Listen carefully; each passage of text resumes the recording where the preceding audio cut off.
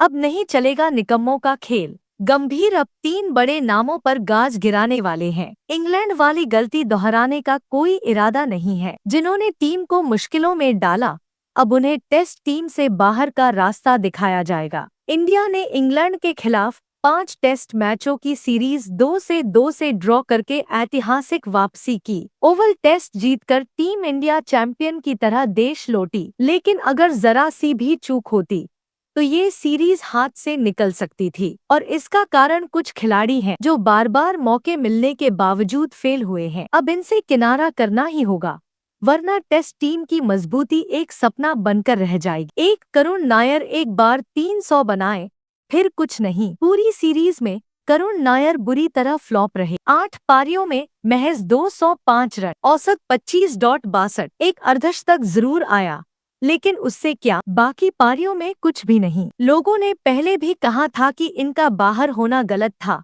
लेकिन अब आंकड़े खुद चीख चीख कर बता रहे हैं कि उन्हें बाहर करना ही सही फैसला था। अब गंभीर के पास मौका है, उन्हें भी समझना होगा कि ये नाम अब टीम के लायक नहीं रहा। 2 साई सुदर्शन मौका मिला, लेकिन भरोसा तोड़ा। साई सुदर्शन को लगातार मौके दिए गए। आईपीएल में अच्छा किया, लेकिन टेस्ट में वो क्लास नजर नहीं आई जिसकी दरकार होती है। 6 पारियों में सिर्फ 140 रन, औसत सिर्फ 23.33।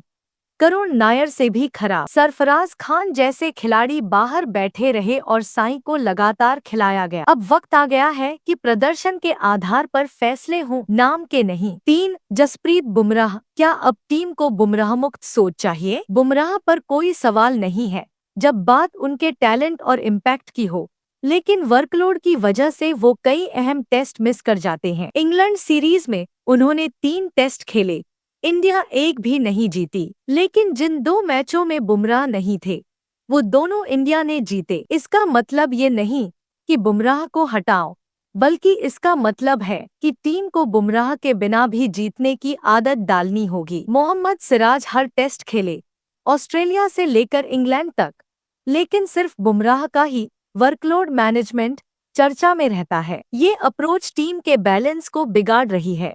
अब अगर भारत को वाकई में टेस्ट में बादशाहत कायम रखनी है, तो गंभीर फैसले लेने होंगे। करुण नायर और साई सुदर्शन जैसे खिलाड़ियों को आराम देना होगा और बुमराह को लेकर एक प्लान बी तैयार करना होगा।